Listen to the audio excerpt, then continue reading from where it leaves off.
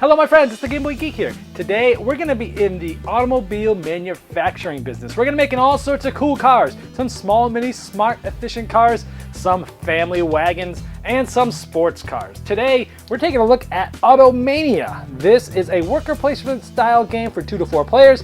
Takes about 90 minutes to play, 60 to 90. It's co-designed by the gentleman that did Escape the Curse of the Temple, a fun dice rolling cooperative game, Christian Otzby. So let's take a look. Let's show you how it's played. I'll see you on the other side.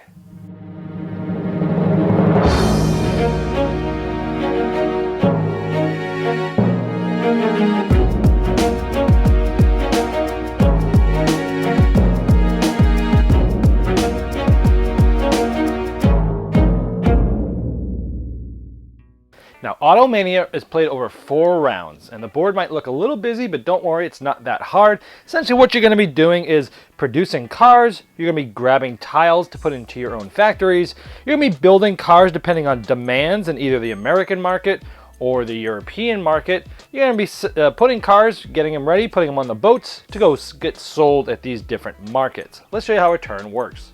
Now there's 3 types of cars in the game. There's the small economy cars, the family cars, and the sports cars, and you'll see those also here. Look at this as a 4x4 grid of different tiles that you can basically get. And if you want one of these tiles, on your turn you will take one of your workers and you will place it in a specific row. But when deciding which one to pick, you'll look at the markets. Here's the American market, and you can see that steering is very popular here. It's going to give you 4 extra points if you have steering in the car that you produce. The green energy is 3 and the safety is 2, and you can see coming up later might be either trunks, luggage space, or more steering wheels.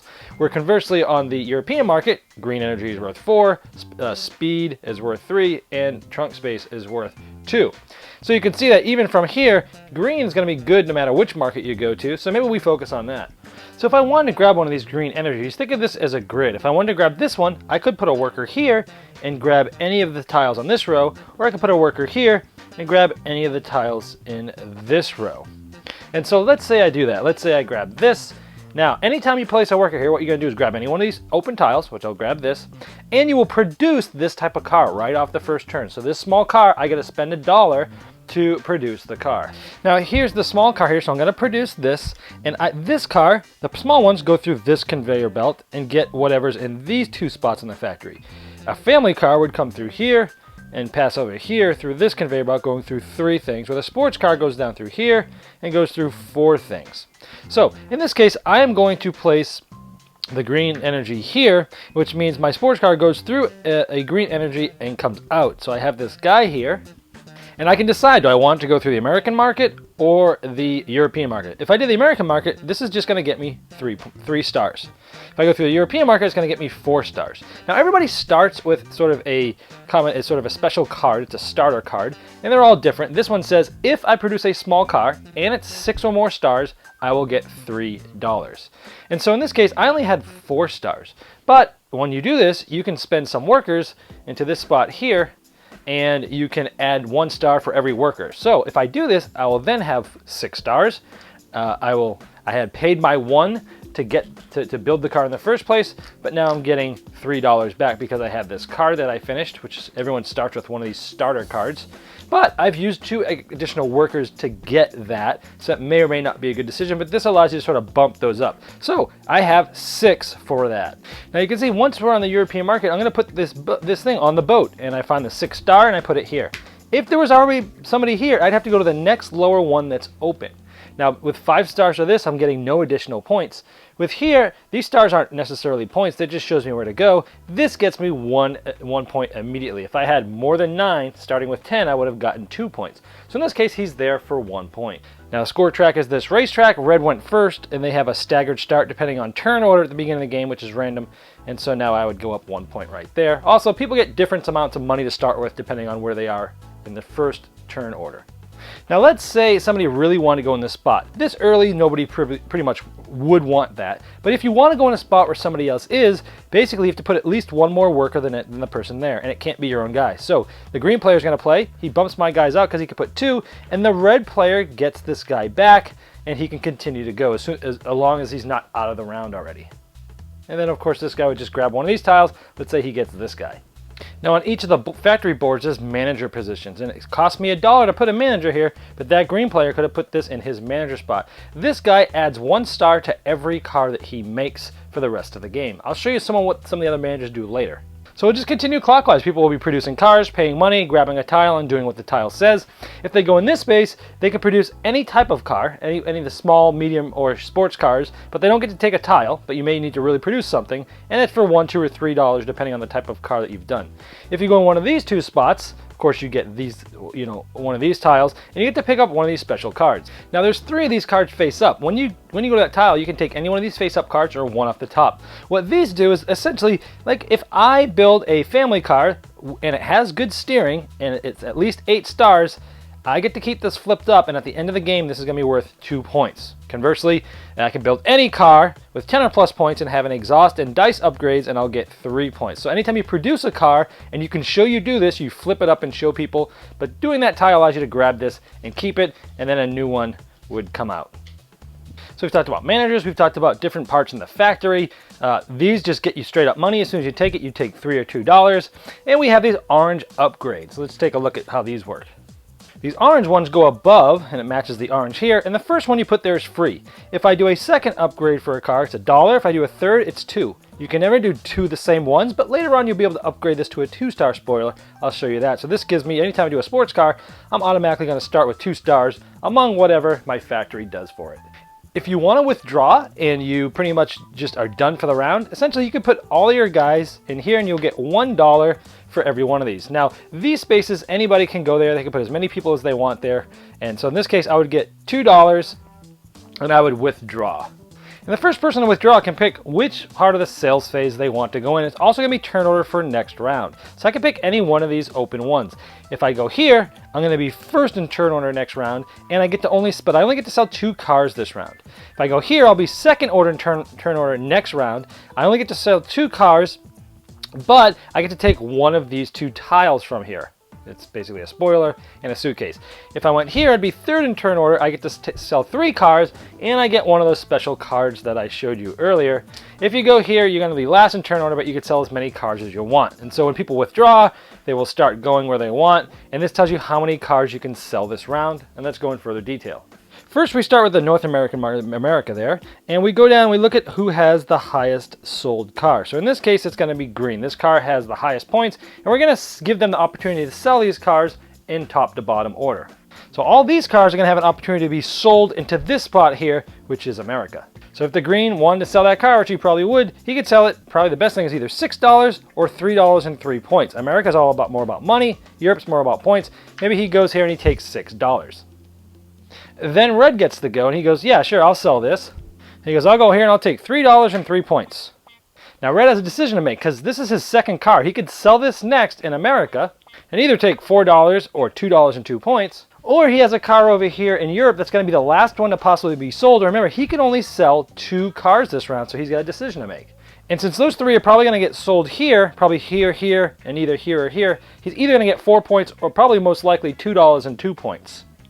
So he decides to wait, and the yellow car, this will just stay here for the next round, the yellow car will get sold. And the yellow car takes $2 and 2 points. And these will get sold the same order, green, blue, yellow. Let's say they all get sold, and then the red comes in last. And so let's say green went for 6 points, this one went for $3 and 3 points, and yellow went for 4 points, and then red ended up taking $2 and 2 points. Now that would be the end of the round. Now what happens is whoever's in last place gets to say what new thing comes out. It's either going to be left coming in from both sides or right coming in from both sides. So maybe the player goes, you know what, I've got safety and I've got a luggage. I want to push those up a little bit. So from the right, these come down. So this would come down here, this one comes out, and this would come out, and these would come down. Now what happens is this swaps over to here, and this swaps over to here. It's a really cool mechanic, and now the markets are sort of set differently from that last player. And then these go up into turn order. We would reset the board and we'd start another round. Now essentially we'd go to the second round, we would clear all these off and get a whole new tiles to get put on there. Now after the second round's over, all these tiles have A on them. They're sort of the first half of the game. After the second round, beginning with the third round, the new tiles that come on are going to be B tiles. I want to show you some of the B tiles just to show you what they do. So example, instead of just having a normal green one, they come in, if you have this in at the end of the game, you'll get a point, 2 points, 3 points. This is just 2 points right off the bat. You could upgrade a 1-star to a 2-star spoiler, or you could just put this in if you don't already have one for 2 stars. Hey, here's just 2 stars straight up.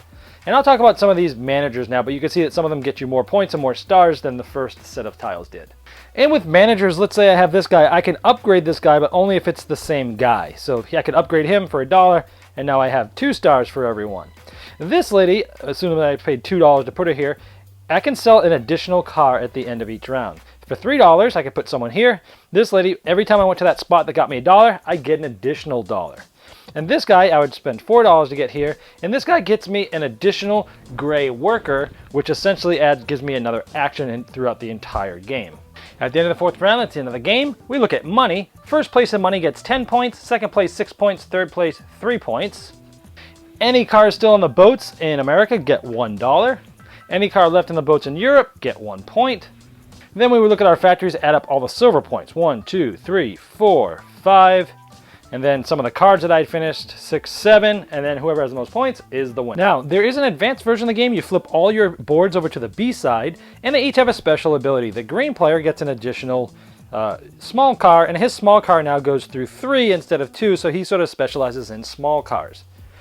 The yellow player gets this additional tile. Essentially, when he sells any one of these cars, he can use this as any one of these, and it counts as an additional star there. The red player, basically he gets to copy. So anytime a car is sold, so let's say a blue sports car went to $3.03, he can copy as long as he sells the same type of car and it's an opponent's car, he can also go here and get the $3.03. And finally, blue can have up to 6 managers here, and they're only $1 a piece, but he has to spend more for upgrades right off the bat, and that's all the advanced version. All right, there is Automania. Now, I was interested in this because, again, the designer pedigree, I loved Escape the Curse of the Temple. I wanted to see what he was up to here in this medium-weight Euro game. Now, the board and the artwork and the components, all that stuff are great. It's very vibrant, very nice, bright colors. Everything's clearly marked. Now, when you sit down and play this game for the first time, you're going to look at the board, you're going to look at all these pieces, and you're going to go, whoa, am I playing Kanban? Because it does look a little confusing. But this game is much more simple, much more streamlined. So much so that you're building cars on your first turn, which is cool. You don't have to turn this into this, into this, into this, into this to get points. It's like, I'm putting a guy, I'm scoring a car, let's go. But over the time, you're going to be getting better things. There's good decisions to make in this game. Let me go over the things I like the most. That aspect of the whole grid of putting a guy and trying to grab a thing, and it's interesting because where you place is what you're producing, but it's also what you're getting. So sometimes you've got these decisions to make where it's like, oh, I really want to get this car right now, but I don't really care about anything in that row. Or it's like, I really want that thing, but I don't really care about making a medium car this time because I don't really have anything in that factory. It's not really going to score me anything, but I got to spend $2 to get it. You know, so you got these decisions to make, and then it's like, well, how bad do I want to go there? Do I want to throw a couple guys and knock somebody off? That's a cool aspect of this worker placement game. Or it's like, hey, I got this car, and if I hit 2 more stars, I can get up to the next level, get a point, and be able to sell first. Is it worth me throwing the half of my guys that I have left in there to do that? So the game's not that complex, but there's definitely enough moving parts to make it an interesting strategy game. I really like the 2 different markets. Hey, America's all about the money, Europe's all about the points, although you can get both, you know, some in both, but the majority, that's it. I like how the markets differ, so people are fighting over things that are good in each market. And as the market progresses over the rounds, it's like, hey, I'm going to grab some stuff that's good right now. I'll bang it out. I'll get a lot of points. Or it's like, okay, well, let me start getting some stuff that's like medium on both of those markets or one of those markets. That way it's pretty good this turn, but if I really build next turn, I'll still be able to do good. So some interesting decisions there of timing as well. Also, when to pull out of the game and withdraw, and which sales spot do you want? How many cars do you have out there? How many do you want to be able to sell? Lots of interesting things. A simple, sort of streamlined version of Kanban, if you will. But I rather liked it a lot. So the artwork and stuff really grabbed me. I just love that cartoony art. Again, those managers also is really cool. You're building up different special abilities from that. Now the cards themselves, those special ability cards, those special cards that give you points at the end, I found those to be hit or miss. They were either like really easy or really hard. I was hoping like those cards would really point me down a path. But more often than not, I would look at it and go, oh, that's going to be way too hard. I'm not going to be able to do that. Or it's like, oh, this one's almost done. Let me just get this. But for the most part, they seem to be a lot harder than I would like those to have been. So I didn't really focus too much on that. I got 2 of them done in my last game. But I would have liked maybe a little bit more focus there, but I'm just nitpicking because the game's good. It's a solid game if you're looking for a medium weight Euro game that lasts about 90 minutes. Now for me, the longer the game is, the more exponentially great it has to be. 90 minutes is a game that it has to be pretty amazing for me to absolutely fall in love with it. And this game is good.